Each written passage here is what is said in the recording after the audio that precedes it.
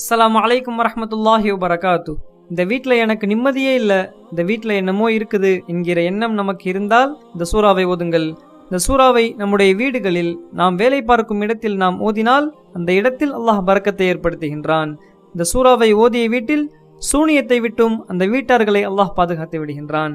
இந்த சூரா தான் நபி ஸல்லல்லாஹு அலைஹி வஸல்லம் அவர்கள் கூறினார்கள், ஃபக்ரஉ சூரத்தல் பக்ரா, நம்முடைய வீடுகளில் பக்ரா சூறாவை ஓதுங்கள் என்று கூறினார்கள்.